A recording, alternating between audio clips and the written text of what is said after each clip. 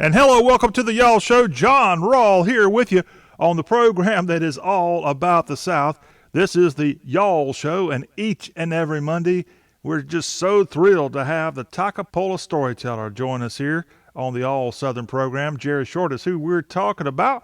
And if you have a question or comment, you can connect to Jerry any old time you feel like it. Jerry at 803-816-1170 is how you can maybe share your own short story to our Takapola storyteller. But without further ado, let's bring on the man, the myth, the legend, Jerry Short into the Y'all Show. Hello, Jerry. Hey, man, what's going on? Well, we're glad to have you, sir. Started with some Southern talk. I'm glad you started, but I had a little Southern stuff to get off my chest. Uh-oh. And not necessarily a story from the past, but kind of one from the semi-present. And I don't know if you heard this terminology, but I think it fits me pretty good. Credulous, boomer, Rube. You know, Jerry, I'd never heard that term in my entire life. I don't think I've heard of any of those except boomer, and I wasn't sure the way it was used, what exactly the way it was being used for. But I think you're referencing the interview last week on CNN that Don Lemon show had with a guy named Rick Wilson, who's out of Tallahassee, Florida. Right. And he kind of threw the South under the bus, in my opinion. What did you think? Well, that was my opinion, too. And, of course, you know, I know what a Rube is. Well, tell me, what's a Rube? I didn't learn that word in school. Well, I've had two Rubes work for me that we call Rube to their face, and nobody got offended, you know, like that. You know, I had a guy that picked cotton with my daddy, and we called him Rube, big guy. And then I had one when I was with the International Paper that planted pine trees, and he was another big Rube.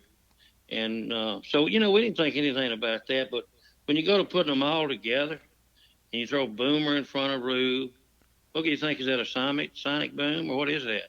No, it's a Boomer. It's the 1946 to 1964 age group, which I just happened to bracket that perfect.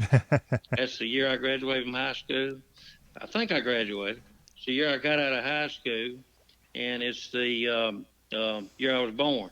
So I'm a original first-time Boomer boom, and I believe the next one is the X Boomers, or whatever you want to call ourselves.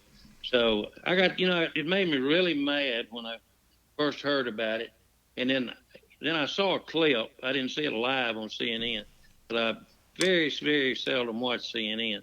But I saw the replay of it, and Lemon collapsing on his desk and laughing so much as Wilson and Ollie kept going on, and they was dumping on President Trump and just kept going with that kind of stuff. And then the three were talking about a segment, I think, that the Secretary of State had on maybe one of the other networks or something. And, you know, they asked him to she had asked Secretary of State Mike how you pronounce it? Mike Pompeo. Mike Pompeo, and it asked him to point Ukraine. He asked her, rather, I think, on a blank map. So this set Wilson and them off the talking Southern. Yeah. Well, Jerry, let me put you on pause, because I think the best way to explain to people what exactly we're talking about is to go right to the source here, and that's what we're going to do on the Y'all Show as we go to CNN and that conversation that was a part of Don Lemon's show with Rick Wilson, a Tallahassee-based never-Trumper. I've been watching CNN since 2015 with this guy on there, and he came out early on. I believe he was a Jeb Bush disciple, and he was very strong against Trump in the Republican primary. He's been strong against Trump all these years, and he and Don Lemon of Baton Rouge, Louisiana. So you got a Louisiana guy and a Florida guy, in my opinion, and I think in your opinion also, making fun of the South. Let's let our listeners and our viewers here on the Y'all Show hear this, see this, and then formulate their own opinion. But Jerry, let's first go to the source again from CNN. This is that so-called controversial piece here that we'll weigh in after we get a chance to hear from Don Lemon and his conversation with conservative or so-called Republican political strategist Rick Wilson. he also knows deep in his heart that Donald Trump couldn't find Ukraine on a map if you had the letter U and a picture of an actual physical crane next to it. He knows that this is, an administration defined by ignorance of the world. And so that's partly him playing to their base and playing to their audience, the credulous boomer Rube demo that backs Donald Trump, that wants to think that Donald Trump's a smart one and y'all elitists are dumb. You elitists with your geography and your maps and your spelling, even though your math and your reading. Yeah, you're reading, your geography, knowing other countries, sipping your latte. All those lines on the map. Only them elitists know where Ukraine is. Sorry, I apologize. But Ukraine? Oh my God! But you know what? But it was Rick's fault. I blame Rick. But in all honesty, blame you know what Rick. NPR should Why do? not? Sorry, hold on. Wait. Can I tell you give what? me a second. Hold on. Sorry. That was good. Sorry, Rick. That was a good one. I needed that. Laughs aplenty.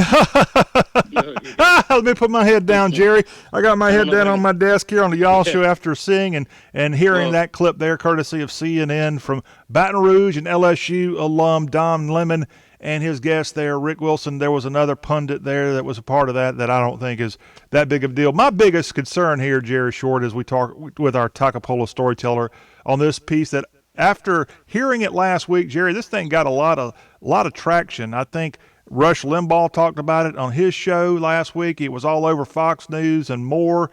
I'm not even sure President Trump might have weighed on this thing. He did. I think he a lot of people say he kicked it off. Oh, did he? Yeah. So, myself being a boomer Rube or whatever you want to call it. Yeah, let's make sure we get it all down. Credulous boomer Rube. Right. Credul. Which credulous means a person that's credulous to me. Credulous to me means that you're quick to believe anything that anybody tells you, or it's even without, you're not even trustworthy. You're an easy target. Yeah. That's, to me, that's credulous. I don't know what it means to you. That's good. I mean, my last name's not Webster or Merriam, so that sounds great to me. Okay, so anyway, then follow that up with boomer, and we all know that the 46 to 64 years that you're a baby boomer, and and they consider that also baby boomers. The other generation, some of them consider a baby boomer a person without knowledge, and they go into a person that can't operate in the modern world because of the high-tech stuff that's been developed since baby boomers come in with cell phones and computers and whatnot. And, they're probably right on me. But the Rube part, they can definitely be right on me. But the Rube part, that's Are you a country bumpkin? Come on now. Answer the question. I can't deny that. And that word just implies stuff like you're unsophisticated and you don't have any manners or any culture or education or anything. So you throw all three of those together, and boy, that makes a long word. That's longer than anti-establishment terrorism.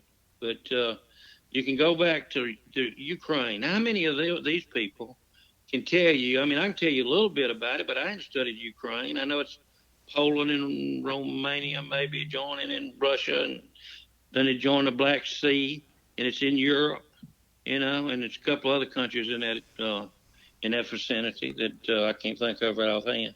However, what's the big deal about laughing so much? When you were laughing a while ago, I hope you didn't get your hanky out like Lemon did and blot his eyes like a girl. It's just, and I don't care for Don Lemon because he's really liberal and he's got his agenda.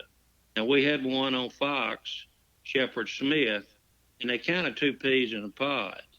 If you take Lemon and you take Smith, and Smith is an Ole Miss man, Lemon an LSU man, and they both laugh at us. I was doing an interview with the athletic director at Ole Miss one time, and I was in his office, and I got a phone call, and I took it, and the athletic director, who was a friend of mine, said, and I was doing a story on something he had written, And he said, can't you multitask? When Shepard Smith's in here, he's the best multitasker in the world. He can do 3 or 4 things at once. He was just Rube me as a joke playing. But, you let all that just run off your back. But when you put all 3 or 4 things together, I wonder if Lemon would make fun of another friend of mine, temporary friend of mine, still is, I guess, if I'd see him, would be Coach O. Oh, Coach Ed Orgeron of the LSU Tigers. He's from the Rose Cutoff on Bayou Lafourche, played for a high school team down there at the Rose Cutoff Tarpons. And I know him. I've been in his skybox. And he talks a little bit Southern, deeper Southern than us. So I wonder what Lemon would say about his speech. But, I got to thinking about all those things, and I'd let them work me up. And, they really didn't have to, because I think if, as I look back at it, our generation, and I know my generation is below your generation, John, but we got a lot of I don't know what you mean quite by that statement. Well, when I say baby boomer, you were born after the baby boomer generation. Okay. So you'd make you an X, right? I don't know what I am. I'm the Y generation. That would be the y'all generation. Yeah, well, y'all, for sure, we're all y'all. I'm a Y baby boomer, but I got to thinking about all the things that went on, and the things that we got to do that next generation will never get to do. And I wouldn't swap it for anything. Growing up and just hitching a mule up to a wagon. Now, you think anybody in any other generation, they're going to be playing with their computer and they're going to be playing with their cell phone. But if you take a double tree or a single tree and you hitch a mule up to a wagon, or you go over to your blacksmith shop on your farm and you do this, or you pick cotton with another Rube like yourself, all those things are things that I'm kind of proud of. And, I learned a heck of a lot doing those. It might have been making sorghum molasses down in the woods lot in front of our grandfather's house, where we'd hook a mule to a grinder and shoot sugar cane up in it. Sorghum cane here, sugar cane south of here, and make molasses and put them in a gallon tin bucket and divide them up with the community. I mean, if you take those kind of things, they'll never experience that. They'll never have that. Man, go fishing. That is a disservice to the whole world. Jerry, I want to hear more about this. We're going to hear more about this. I want to have you weigh in on my thought on what we heard from Don Lemon and also Rick Wilson as they were on CNN the other day making these funny statements. These are two Southerners. Did they throw the South under the bus? Is it okay to use the South as your punching bag, and is it easily something you can get away with if you do it? We'll discuss that with Jerry Short. We'll be right back as we continue on with more of the Y'all Show and our Takapola storyteller.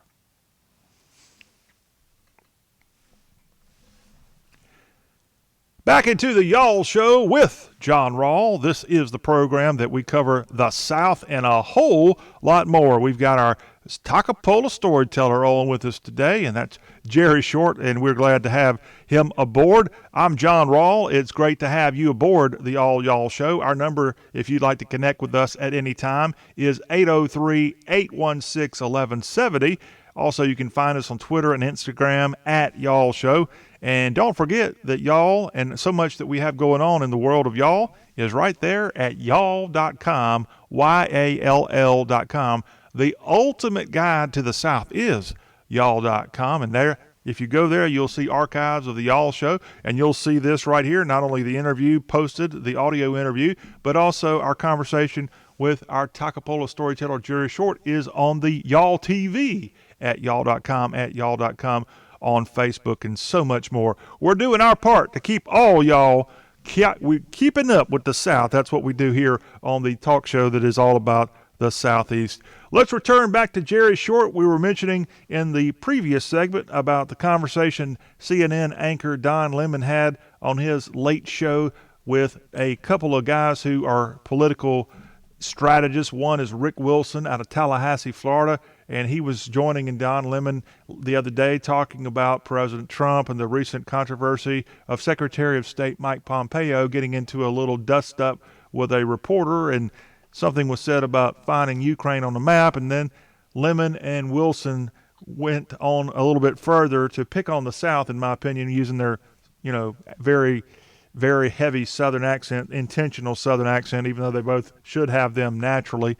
And that's got me and Jerry Short here, our Tacopolo storyteller, a little worked up here on today's program. So the question I asked as we went into break is, these two guys this is what made me mad. They're certainly welcome to go on CNN and say dumb things and look like fools and laugh and have a good time. That's fine.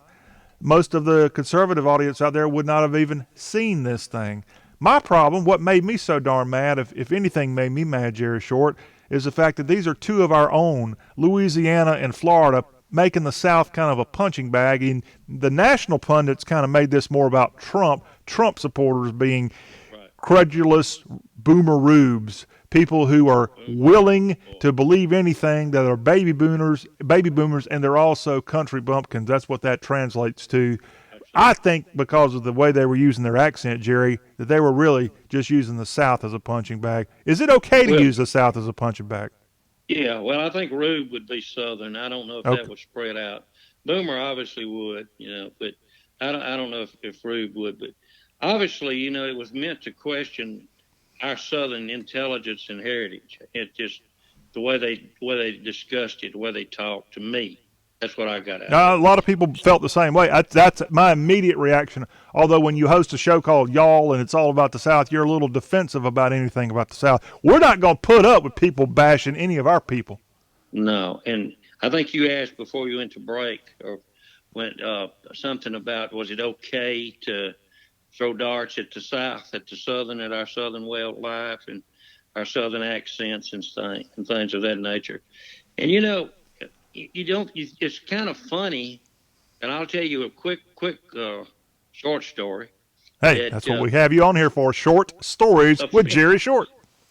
A friend of mine who is a principal in one of the major school systems in the Jackson area, he and I went on I had to get a timber deed signed out on the West Coast, and he wanted to ride with me, so we went all through the country and up through all the way up to South Dakota and across, into Idaho. And we went through Idaho, and then we went in to Washington State, and we stopped in a place in Washington State. And we went in a little cafe one morning, got a breakfast. And the way we were talking, this friend of mine, he made just a slight error. They had a special. It said a 2-egg omelet with bacon and such and such, with toast, whatever came with it. And I said, I'll have your special. And then this friend of mine, who is an educated principal, he said, I'll take the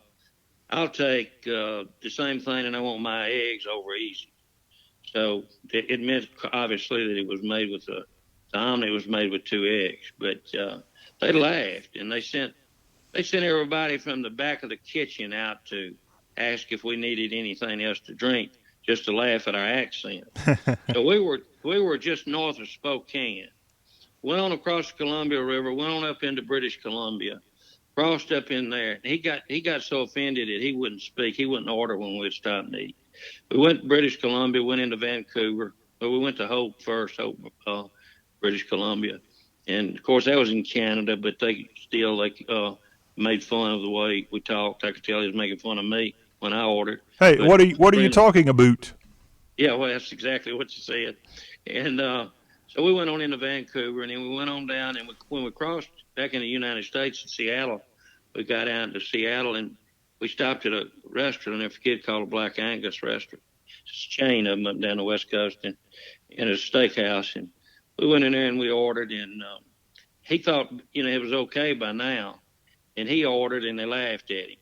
And it was the dangest thing you ever saw. Then he shut up and told me to order. I mean, Jerry, I hate to bust your friend's bubble, but I think you're on the scale of Southern accents that are borderline kind of maybe not being maybe an Ivy League sounding accent. I'd say you're pretty far away from Ivy League. You're more like Kudzu League.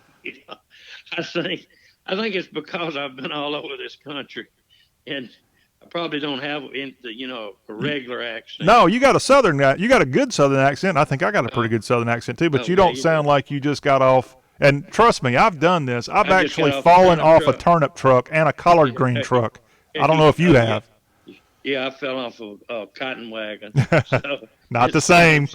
Not the same situation. So to make it real quick, we went on down into Oregon, and we had the same situation. We hit the coast of Oregon, and I'd worked out there for this timber company before. We had a paper mill or two out there at Coos Bay, Oregon. And I come back through, and we come to Medford, Oregon on the California border. And the hostess set us down. And another waitress came back, not the one that we were supposed to have. And she was understanding every word I was saying. If I could say it, she could understand it. And then I said, lady, how can you understand me when we've just come 3,000 miles and couldn't hardly anyone understand a word that we'd say it? And she said, I'm from Texas. They sent me out here to wait on y'all. So I guess, it's kind of common knowledge that they take our accent. But what I've learned is with what few girls I've met in my life, most of them want to hear you talk. They, if they're from somewhere else, they want to hear that Southern accent. They love it. And so, for them to belittle it was a complete different situation. And if you're trying to get a date, or you're talking to a girl in New Mexico or Arizona or wherever, California even, but I've had them in California, they just love your accent. So I guess it's all right to poke fun at us, but be careful what you poke fun at, because it may come back and haunt you. Yeah. And I believe it will. Well, these guys on CNN were certainly making fun, in my opinion, heavy of the Southeast. And unfortunately, we don't really have a Southern defamation project like, let's say, the anti-defamation deal the Jews have, and there's no the Southern Poverty Law Center doesn't necessarily jump in and defend the South per se. And so that's what our job here, Jerry. You and I have a new title. Maybe we can get a bunch of government grants. Well, I'm going to defend it from now on, and I have in the past. This is not my first rodeo. Okay. And with defending the Southern policies and accents and history and intellect, it's a lot of people. I may not happen to be one of those persons that has a pretty good college degree that would stack up with some of the Ivy League schools, but we do have those type people. Yeah. We have Rhodes Scholars, and I'm not talking about ROAD scholars. We've got Rhodes Scholars, and so they can point a finger all they want to. I believe the University of Mississippi at one time, I know they had more Rhodes Scholar athletes than any other university in the country, and that's been a long time ago. That may have fallen off, but it was that way in the 60s and 70s. But anyway, well, that school you just referenced, which actually they gave me a degree for some reason, they actually just got the highest amount of Rhodes Scholars of the entire Southeastern Conference have come out of Oxford, Mississippi. I think they've had 27 now. That's one more than Vanderbilt. Now that's unbelievable, and that's not politics all the way. It's got some politics in it, but a lot of your personal views of the modern PC world are probably thrown in there. But a lot of stuff's come out of Oxford, Mississippi, and you got Nobel Peace Prizes, and you got Nobel Literature, and you got all kind of stuff that's come out. You got 3 Miss Americas back when Miss America was a real beauty pageant. Mm-hmm. And in fact, up until the last year or two, the director of the Miss America pageant lived in Oxford. That's right. A little controversy is why he's no longer that. But that is right. Sam Haskell's who I'm referencing there. But yeah, just that one little crossroads in northern Mississippi is one example of how a lot of people don't think how the South can come up and have such greatness. Well, we are great. And Mississippi, in many people's eyes, is the worst state in the country. And maybe in some ways it is, but in a lot of ways it's not. You can make that judgment on every single state. I want to, here with Jerry, weigh in on the entire South. Just in case you don't know this, the South, as it has for many, many years, is the fastest growing region in the United States. Oh, by the way, the South is also the largest region of the United States of America. Absolutely. And that's because we factor in Florida and Texas and every state from the Atlantic to the Gulf and more. We're the largest region. So don't let the North bully us around. The Northwest, in my opinion, is completely irrelevant. The Midwest has good parts, but we outnumber them. And we have a whole lot more going than California, in my opinion. That's a disaster there. Oh, gosh. You tell me, about that one. And, I've never taken these things as insults, but I was talking to Gene Hackman, the actor. Oh, yeah, Gene Hackman, sure. How's Gene doing these days?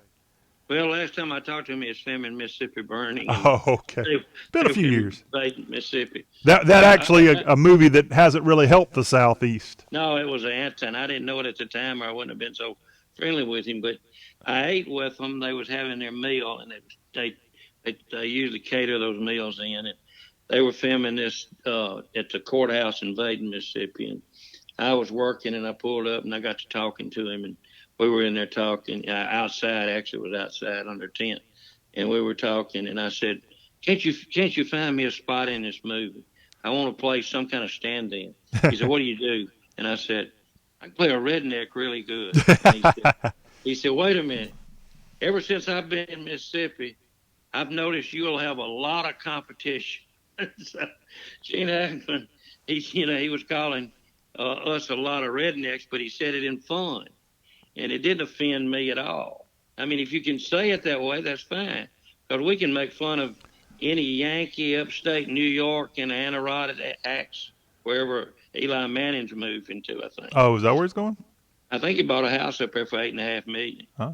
And he's selling his in Oxford for $3.5 million. So maybe he needed the money. He's only worth $150 million. But anyway, he's probably going to build another one in Oxford or something. They don't know for sure what he's going to do. But anyway, we can make fun of anybody in any part of this country, and nobody's without some kind of blight on their record or their family's history or where they came from. Everybody didn't pass through Ellis Island, right? No. Some of us came through Charleston, South Carolina. And, that's where my family came from. That's what I figured. So, and look at your family today. And, they're 2 hours inland from Charleston. They've come a long way. They've come up. They didn't have to go very far to come a long way either. And mine went a long way to have I look like our farm and our house and my grandparents' house looks like you've just walked in Cracker Barrel restaurant and looked up on the ceiling. We used all those tools and all those things. So it's nothing that's not recognizable to me when I go in a Cracker Barrel. So, but that's all good. Well, I heard you say earlier, we're talking with our Takapola storyteller, Jerry Short, and you were kind of bragging about using a mule and all that. And I guess I feel shortchanged with my own childhood, literally growing up on a farm. I did grow, I swear, Scout's honor. I grew up on a farm. But we didn't have mules, so did I really have a shortchanged childhood? No, but it was a heck of a lot of fun because when you watch Gunsmoke and you watch Burt Reynolds as a blacksmith, you know exactly what he's doing. You know exactly what he's got in his he's making a horseshoe. You know exactly how he's bending it, and he's got leather work. So you've done that, and that's things, of course, that's movies that they still play because they can't come up with anything fresh. Hollywood's got a counterfeit every movie they come out with now. And they're liable to go back to, what was it, 7 Coins in a Fountain or something? Or Sound of Music. No telling what they'll come up with next. Be the same thing that we saw in the 60s and 50s. So, and let's not just throw Hollywood under the bus while we're at it. Just about every media form doesn't know how to come up with creative stuff. That's why the Y'all Show is growing like kudzu. We have a original, unique, fun, and educational take on every show we do, especially we have our Takapola storyteller, Jerry Short, joining us. Well, let me tell you something about kudzu. and Please. it's quick. Right now we're enjoying our kudzu-free time of year, but here in about 2 months it'll be taken back over. Well, kudzu is usually the last thing to turn green, and the first thing that frost kicks out and makes brown. However, when they first come out with kudzu, it was we'd farmed this country to death, and we didn't rotate our crops. We'd farm the same land every year, and then when we quit farming after the Civil War, it all washed away and made gullies. So there were gully plugs everywhere. So in the 50s, they come out with this thing called YLT. It was a Tallahassee Yazoo government project that they had to reclaim the land. So you had your choice of kudzu or pine trees. And most people took pine trees, but some people, if you ride through the South now, you'll see a lot of kudzu. And then when I got to buying land for this timber company I work for, I would go to a place and I'd say, okay, what you got over here? Where's your land? And he'd point it out. And I'd say, well, it's nothing but kudzu over there, You'd fall through it and you'd fall 50 feet till you hit the bottom because you felt your kudzu. And you'd be a snake or something down there, or a possum or a raccoon or a bobcat. And you'd be glad to get out of there. But you couldn't buy that land because the bare land value was zero because it took as much to reclaim the land back as it did. But if you had pine trees on it, it was valuable. But those people that had put kudzu, I don't know what they had against pine, but they would say, I wouldn't let a pine tree walk across my line carried with somebody. If it comes on my property, it's dead. I wanted kudzu. But as it turned out, the pine was so much more valuable than the kudzu. Kudzu was a zero, and it still is. If you look at land with kudzu on it, there's nothing on it but a washed out gully. But it's pretty, Well, They really like it in some places. I've seen postcards down around Vicksburg where they call them castles and kudzu this and, just all that stuff. But once you get to the bottom, the nitty gritty, you don't have anything.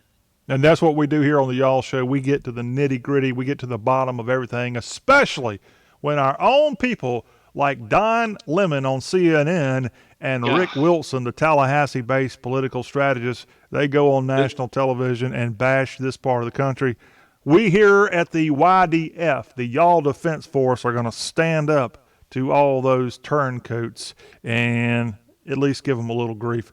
Jerry Short, we can't thank you enough for coming back on the Y'all Show, and we look forward to talking to you again next week. In fact, you brought up a subject that I want to have you continue on. You're talking about being a credulous boomer Rube. I want you to talk about what it was like to be back in those days prior to, let's say, indoor plumbing, because that's another fun thing that I didn't get to experience. I can bring that right to your front door. If that's what you want to do. Or about out back door too, or whatever they call outhouse. And I'll bring a cutout of a quarter moon. Oh, can't wait for that, Jerry. Always a pleasure. Thank you, and you're our favorite credulous boomer Rube. Man, I couldn't think of a better way to end it. Thank you so much. All right, Jerry Short, everybody. Well, that will wrap up this segment of the Y'all Show, and that will wrap up y'all here for this Monday edition. I'm John Rawls signing off. We'll be right back here on Tuesday with an all-new Y'all Show. Don't forget to go on y'all.com and find the podcast edition of the show and, of course, the Y'all TV edition of the show, plus all of our multiple interviews we've done for Y'all TV, available at the website y'all.com and y'all.com on Facebook. Until we meet again Tuesday, John Rawl, the general of all things Southern, and also a proud, credulous, almost boomer Rube, signing off.